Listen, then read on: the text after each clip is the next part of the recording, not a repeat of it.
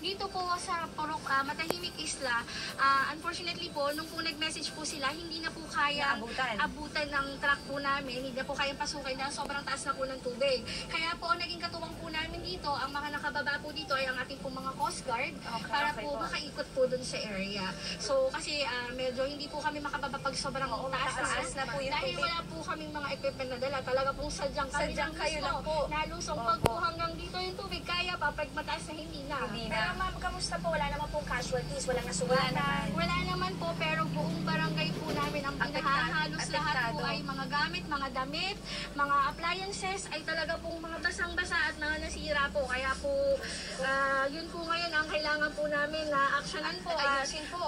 Ayusin po. Sana po ay may makapagbigay pa din po ng tulong para po sa amin po mga residente. Okay. Actually, kasalukuyan nga, Shaira, mga kapuso, nakikita natin, may mga tumutulong na dito sa Operation Linis. Bayanihan, yung mga residente dito, kanya-kanyang linis din sila. Residente. At makikita natin, sobrang apektado pala ng barangay na ito kasi mga kapuso, pinapalibutan ito ng dalawang ilog po. Ang mga river po at ilang river po ay napapagitaan po ang barangay Kota.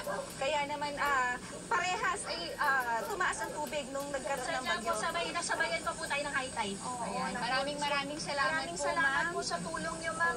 Naku, eto nga, lumalakad na kami ngayon papunta doon sa nagaganap nating relief goods of operation. Courtesy of Kapuso Foundation, din namimigay na tayo ngayon. Nakakatuwa kasi kahit na binagyo talaga sila dito at halos wala na silang naisalba, masaya pa rin sila. Nakikita pa rin namin yung Community pa rin Oo. At saka umagang-umaga, ang dami nang nag-religious, nagtutulungan dito. Sobrang daming tao. Actually, kanina pa po, before 6 a.m., nagsisimula ng mamigay ng almusal ang ating Kapuso Foundation. mahigit 800. Yes, mahigit 800 families na natutulungan natin ngayon. At Ayan po sila.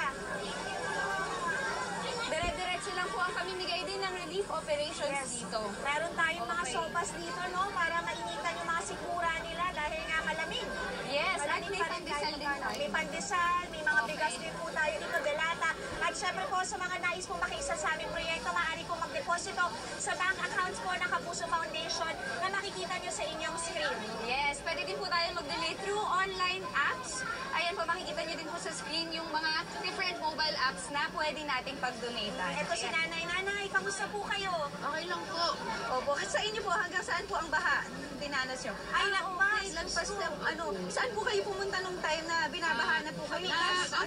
Nagpunta po kami ng barangay. Sa barangay po kayo nakapunta. Okay, may nasalba po ba kayong mga gamit? Wala nga po, puro basa. Puro ba siya? Pero kamusta, ilan po kayo sa bahay nun? Madami po kami kasi kapisan ko po yung 4 kong kapatid. Pero iba-iba po kami ng kwarto. Okay. Ang naulwas po ay bubong, mga O, dingding. natanggal na ano po. Basta lahat ang aming mga gamit. Opo. Pero Walang ngayon, mahirap. kamusta? Tuyo na po ba yung loob nyo? Or maraming putik pa din? Putik pa, ma'am. Putik Opo, pa. saan nyo pinapatuyo yung mga gamit ngayon? Wala pa, ma'am. Naka-stack pa lahat. May Wala tubig pa. po ba sa inyo ngayon? Meron Wala. na?